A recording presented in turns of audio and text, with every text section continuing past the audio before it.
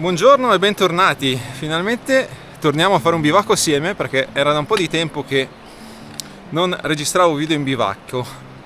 Oggi andremo in Valle Segnara, una valle molto affascinante che viene definita la piccola Val Grande della Valle Anzasca.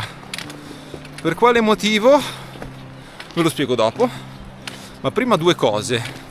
La prima cosa vi presento la mia compagna di escursione di oggi che è Gloria. Ciao Gloria. Ciao. Sei pronta? Prontissima. Bene.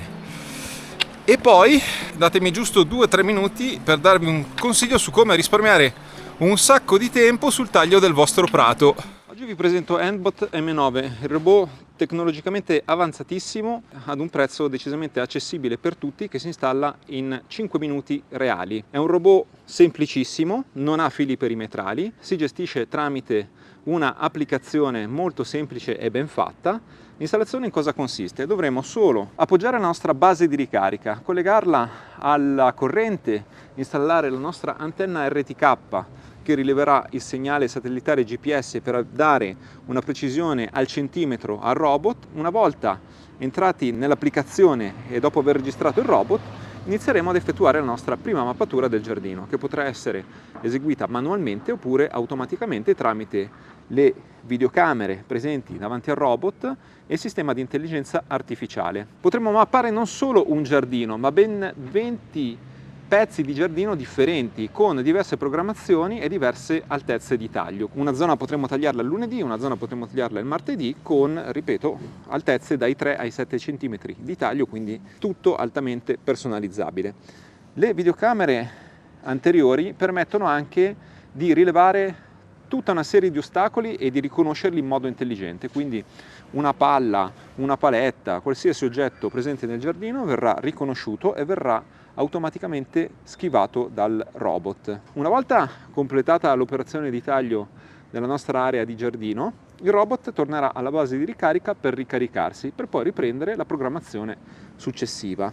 Nel caso dovesse arrivare un temporale, il sensore di pioggia integrato rileverà la pioggia e quindi farà tornare automaticamente il robot alla sua base in attesa della fine della perturbazione per poi riprendere l'operazione di taglio. È in grado oltretutto di superare pendenze di 25 gradi o 45%, quindi non è solo per giardini molto piatti, ma anche per giardini insomma con delle asperità, ed è anche in grado di superare ostacoli di 3 cm di altezza, quindi anche piccoli cordoli. Comunque, se volete avere maggiori informazioni, oltre che i link in descrizione, che vi consiglio sempre di controllare perché ci saranno sicuramente dei codici di sconto, vi rimando al secondo canale, il canale recensioni, dove andremo a fare una vera prova reale di utilizzo e vedremo il taglio di un giardino con le operazioni dall'inizio alla fine, la mappatura al taglio completo. Quindi canale recensioni outdoors. Ringrazio Handbot e continuiamo il nostro video. Qualche anno fa ero già venuto qui in Val Segnara a registrare un video e ve lo metto qua sopra, ma quello di oggi è un giro diverso perché sarà un anello in una zona che non ho ancora esplorato. Ci sono ancora diversi sentieri nascosti che voglio esplorare, quindi non finisce qui, sicuramente ci tornerò ancora, ma il giro di oggi comunque sarà questo qui. Si parte da giù verso il santuario della Madonna della Curva, si costeggia tutto il Rio Segnara, ma anziché poi seguire la GTA per andare all'Alpe Lago, si continua a seguire il Rio Segnara, Alpe Turro, Alpe Pianale, Alpe Serra, e da qui poi, dall'Alpe Serra, continueremo a costeggiare il Rio Segnara su un sentiero che presumibilmente non sarà segnalato, che ci porterà all'Alpe Fontane e da qui poi finalmente arriveremo all'Alpe Lago. Il ritorno poi sarà dalla GTA, quindi Alpe Camino, Alpe Pozzetto, e chiuderemo sempre giù verso la Curva. Non è escluso che se avremo molto tempo a disposizione andremo a fare anche ulteriori esplorazioni più avanti, come per esempio l'Alpe Motte, ma adesso vediamo come sarà il nostro passo e se troveremo molti nevai lungo il percorso. Come vedete c'è tutto un dedalo di sentieri che si possono esplorare sotto la montagna Ronda, che fa parte della Valle Strona.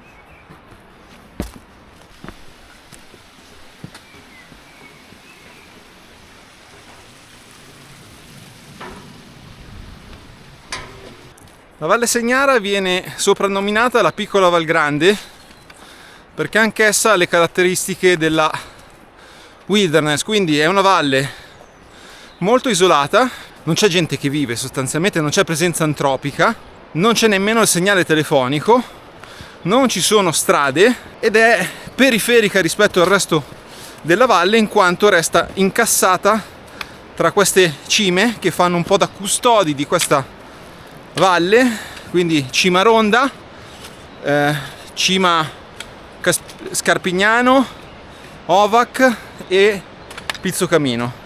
La Valle Segnara resta incassata tra queste asperità ed è rimasta custodita nel corso dei secoli e per lo più sfruttata dalla pastorizia, quindi ci sono moltissimi alpeggi che ormai sono stati abbandonati per lo più, ma le altre attività che ancora oggi si praticano sono la ricerca dell'oro, ci sono molti appassionati che vengono a cercare oro, c'erano anche alcune miniere in giro, la pesca, in passato invece oltre alla pastorizia era terra di boscaioli, cacciatori, appunto alpigiani e minatori.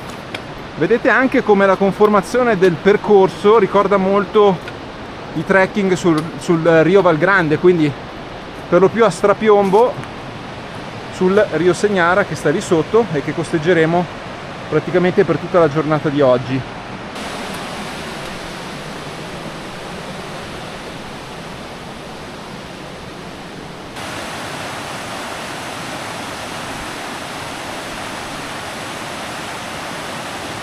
Queste baite che vedete qui alle mie spalle sono Capioda rispetto a tutto il resto della bassa Valle Anzasca in cui sono presenti muretti a secco praticamente ovunque.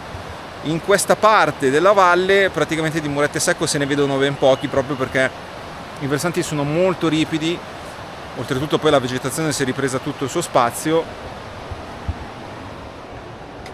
Questa è l'unica baita con ancora il tetto in piedi, vediamo che dentro è tutto abbrustolito. Ovviamente una volta i focolari venivano accesi direttamente qui, magari venivano anche fatti i formaggi qua dentro e quindi è tutto carbonizzato, tutto annerito, però è ancora in piedi.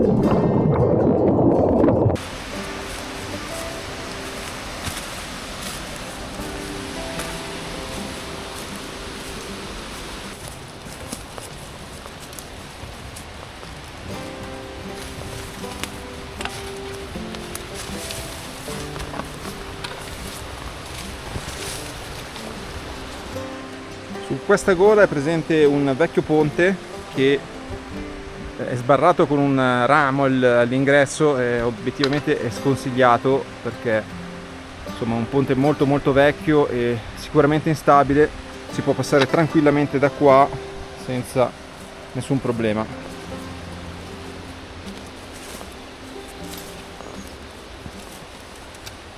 guardate che spettacolo, questa qui è la tipica distesa di aglio orsino, una pianta commestibile, molto buona, si riconosce ovviamente per il profumo di aglio, però bisogna fare attenzione a non sottovalutarla troppo perché si può confondere con due piante molto simili che sono mortali, il colchico autunnale e il mughetto. Ovviamente la prima caratteristica è l'odore d'aglio che le altre piante non hanno, però possono crescere in ambienti simili. Il fiore è così, è ovviamente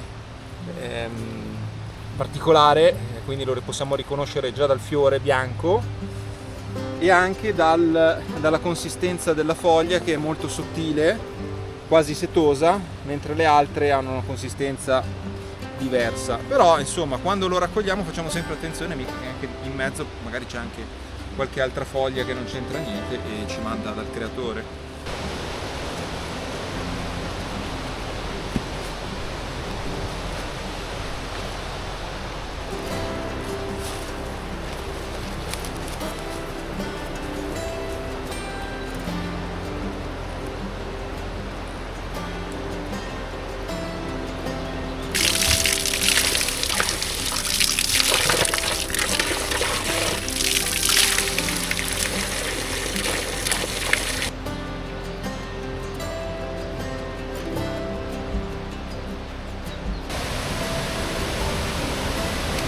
Ora attraversiamo questo ponte che ci porterà a quell'alpeggio, Alpe Pianale.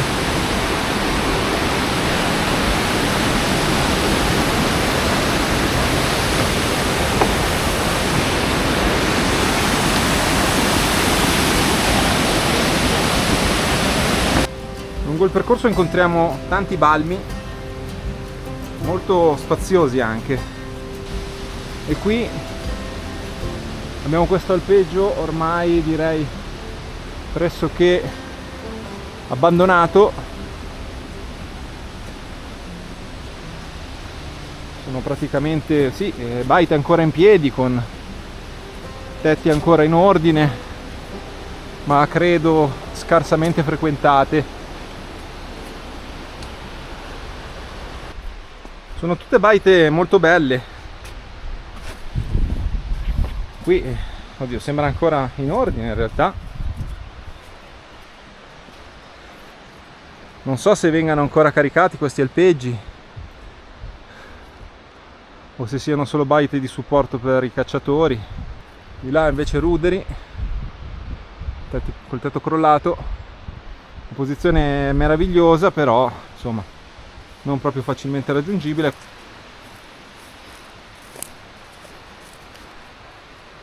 Si vede che è stata sfruttata negli ultimi decenni sicuramente, ma anche questa insomma non sembra molto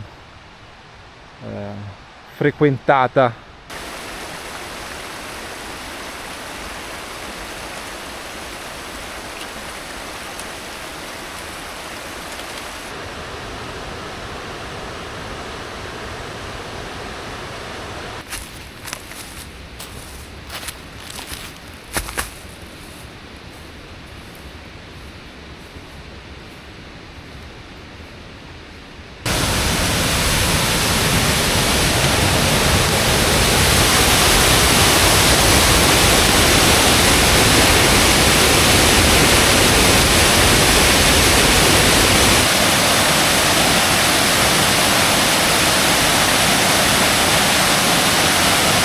Allora, all'Alpe Serra ho trovato qua Alberto, che è il proprietario della baita dell'Alpe Serra, e adesso ci fai fare un giro? Ma come no?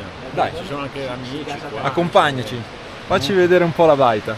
Allora, è molto in disordine perché qua l'ordine non esiste, l'ordine delle cose non esiste. Prego. Wow. Qui normalmente c'è un tavolo che adesso è fuori perché è una bella giornata. Questo è il vino, chiaramente non manca. Poi ha due stufe qua, guarda, qui c'è sia la stufa a gas che la stufa economica, quindi se volete venire su in 10, 12, qui si mangia all'Alpe Serra. Bellissimo. Caminetto. Camino che è bello grande, che tira perfettamente, quindi qui ci facciamo anche, c'è il gancio da fare le caldaroste, a prendere la padella che è questa. Vabbè, la padella per le caldaroste. Questa quanti anni fa l'hai presa? Questa l'ho presa nel 2003, che era stata costruita da cacciatori nel 95.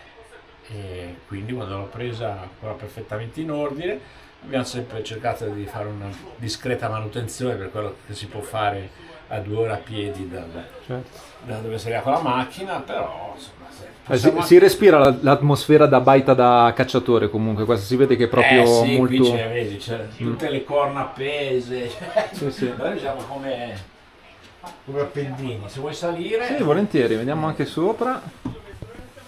Che però non sono preparato a questa vista, quindi non è... Vabbè, insomma, non ci formalizziamo, insomma. E qui c'erano 2 camere, Wow. chiamiamole. Una con Bellissimo. lettone qua, qui abbiamo il nostro baule dove mettiamo tutti i vestiti, i coperti. E qua c'è un'altra stanza che è utilizzata attualmente a ripostiglio, dove mettiamo... Però è una seconda camera, Però una diciamo. seconda Sì, camera sì. con le sue reti, poi ci hanno preparato anche un materasso di quelli gonfiabili, quindi qui 6 dormi tranquillamente. Qua intrusione di ghiri non ne hai? Sì, ogni tanto ci Ogni tanto sono, ci sono. però basta sigillare bene tutto. D'inverno devi chiudere tutto, quindi materassi, sigillarli bene con il cellophane, chiudere bene tutto qua, non lasciare nulla in giro, e poi ogni tanto ti mangiano anche i pezzi di legno, sono incredibili. Bellissima, comunque mi piace molto proprio che è rustica, anche con questi dettagli. Questa è tutta legna ricavata da tronchi presi nel bosco, ripuliti. Tutti questi travoni qui sono larici di qua. Tutta roba Sì, reperita tutto sul fatto posto, qua, sì. sul posto, sì. Mi spiace che lì è ripostiglio adesso. Complimenti comunque, una baita veramente in un posto super selvaggio. Ah, questo sì. Questo sì. Bene, comunque, sempre benvenuti. Grazie per questo baita tour improvvisato, Alberto. Chiunque viene qua è Tre benvenuto. minuti non te le senti più. Questo è Saluto. Antonio. Sì. Un bacio a tutti. Se volete vedere un physique du roll, diciamo Bob? Ah, là, là. Bob, conosciuto settimana scorsa, me lo ritrovo casualmente qua, oltretutto, Che così. adesso Grazie ad Alberto per questo giretto nella sua baita e anche per il caffè. Alla fine abbiamo deciso, Gloria ha deciso di faticare di più e quindi andremo verso l'Alpe Motte Cortevecchio. L'alternativa era costeggiare il fiume, tagliare e andare al bivacco. Quindi ci andremo probabilmente a complicare la vita perché potrebbero esserci nevai residui, il percorso non l'ho mai fatto, non so com'è, quindi speriamo bene, però insomma abbiamo ancora tante ore di luce davanti, quindi piano piano ce la potremo fare. Nella peggiore delle ipotesi torniamo indietro e tagliamo facendo quel sentiero che costeggia il fiume. Qui il primo nevaio con relativa valanga e ramaglia, alberi triturati lungo il percorso. Adesso ci si apre un po' la vista e lì in lontananza vediamo ulteriori nevai, speriamo che non aumentino troppo. Come va, Gloria? Bene, faticoso ma bello. Qui abbiamo un canalone importante che abbiamo attraversato, insomma si è portato dietro un po' di roba. Eccoci all'Alpe Parco, questo è un alpeggio davvero in totale abbandono. Sono rimasti solo ruderi.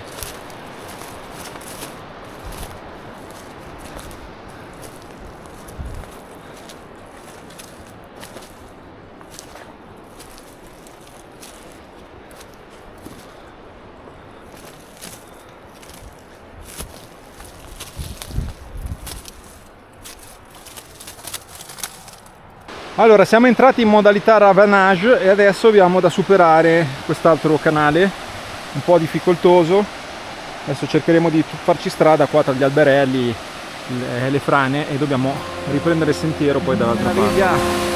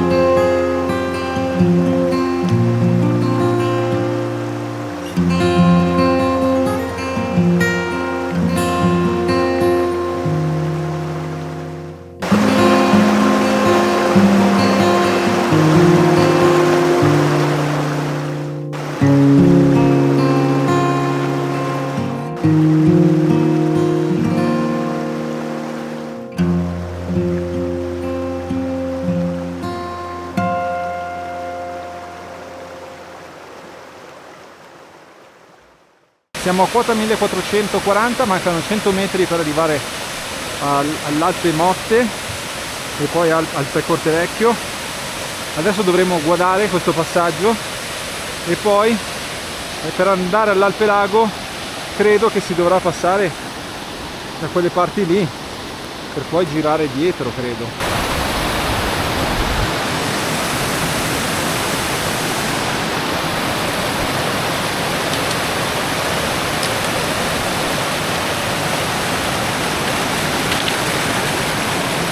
Brava! Ci troviamo all'Alpe Motte a 1550 metri. Qui all'Alpe Motte sono rimasti solo ruderi, è tutto in rovina. Abbiamo optato per la scelta più avventurosa. Adesso andremo in quell'alpeggio che è lì in fondo, l'Alpe Cortevecchio. Da lì proseguiremo. Non c'è un vero e proprio sentiero, da quanto mi è parso di capire, dovremo improvvisare. Entreremo lì nel bosco, in quella pecceta, gireremo dietro, faremo ancora un pezzo di traverso nel bosco e poi arriveremo al bivacco Pirozzini dopo essere passati dall'Alpe Laghetti.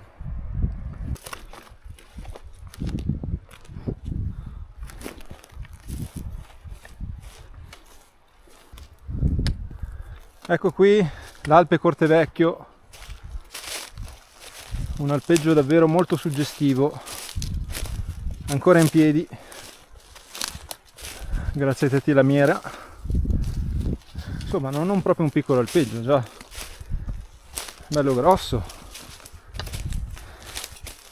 Non abbiamo trovato un sentiero per arrivare fin qua, abbiamo ravanato tantissimo e da adesso in poi sarà un ulteriore ravanamento.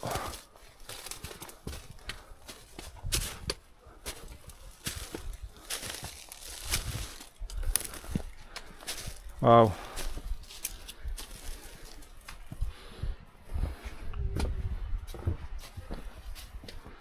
Bellissimo, sembra proprio un alpeggio fantasma.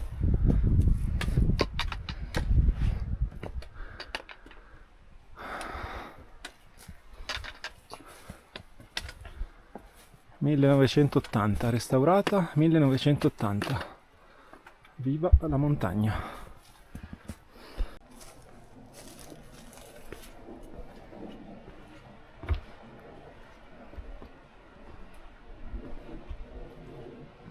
Stiamo riuscendo a intuire abbastanza bene il sentiero, perché lì vedo un muretto in sasso che è una sorta di ponticello di passaggio e il sentiero dovrebbe andare avanti di lì.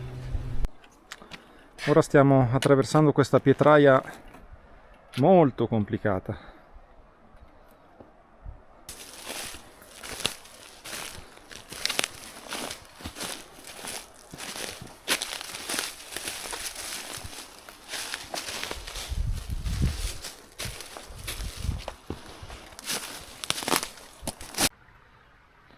Ora ci troviamo in questo vallone e dobbiamo trovare il sentiero per l'Alpe Laghetti che dovrebbe passare da qui. Boh, la traccia l'abbiamo di nuovo persa, ma la direzione dell'Alpe Lago è lì sotto, quindi adesso penso che taglieremo il nevaio e andremo giù di qua. Bravissima Gloria! Ce l'hai fatta! È un miraggio. Com'è stata?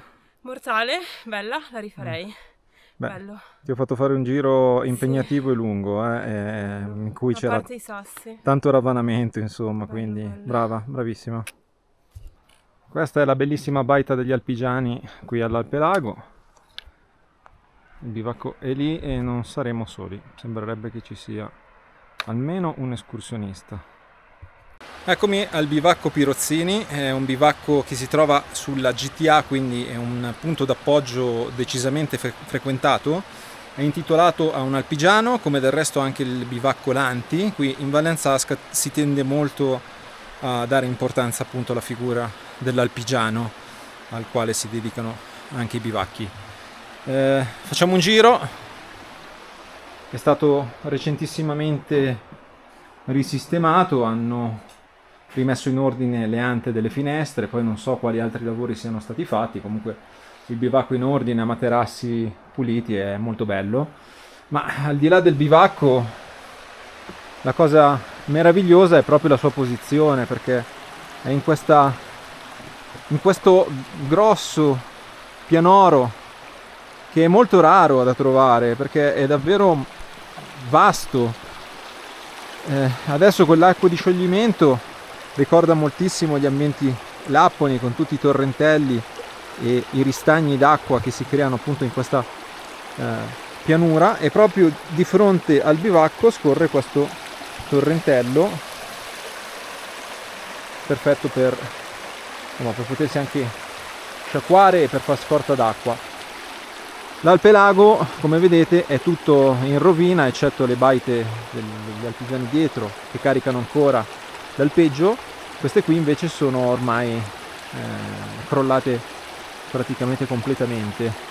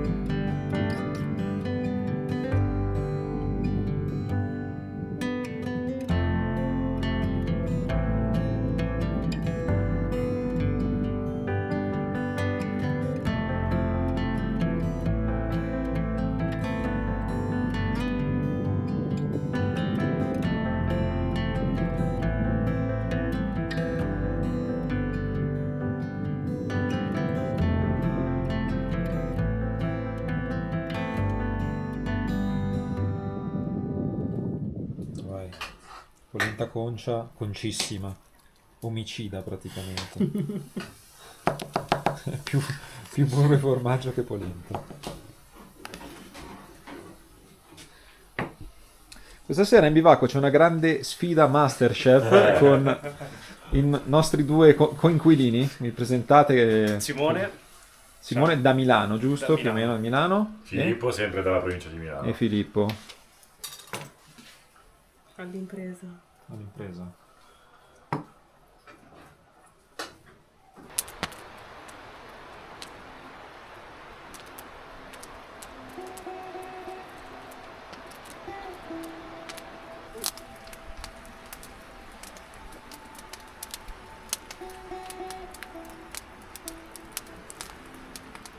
Il calore picchia. Arriva.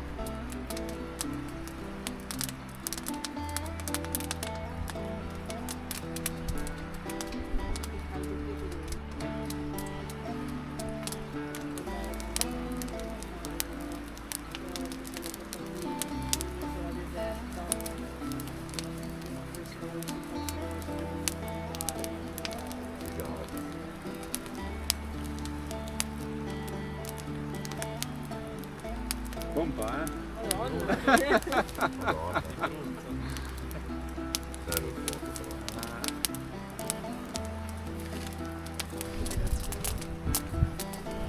Allora, in tutto ciò oggi è il mio compleanno. 42 anni. E abbiamo anche la pasticceria.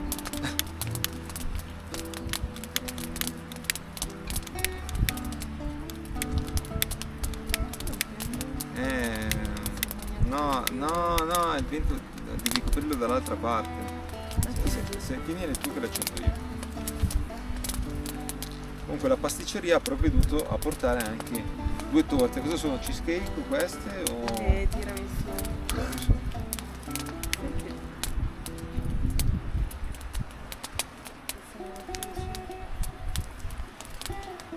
No, è impossibile. Vabbè. Spegnile 2. Auguri. Auguri, va. Auguri. 90 candeline se ne è accesa una. Auguri. Qua abbiamo torta per tutti.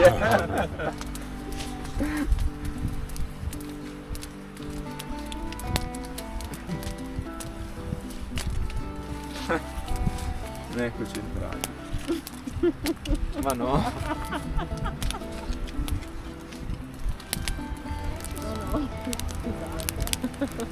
Gli italiani.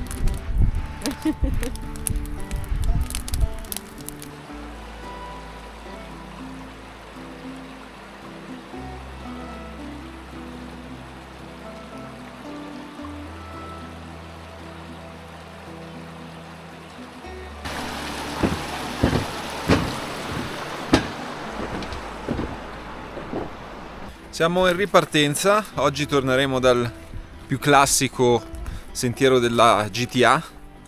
Vi do giusto qualche dato di ieri. Abbiamo fatto circa 15 km con 1400 metri di dislivello e facciamo che un 20% del percorso era su sentiero non segnalato, quindi da cercare un pochino, da intuire. Com'è andata Gloria qui in bivacco? Hai dormito bene? Abbiamo mangiato, ci siamo riposati, ripartiamo belli carichi. Bivacco comodo? Comodo. Sì, io non ho dormito molto bene perché forse ho esagerato con la polenta, perché la polenta era veramente tipo 60% formaggio e 40% polenta, quindi un po' pesante. Colpa mia. Le rane. Guarda questo. Era qui. Ma queste sono tutte uova.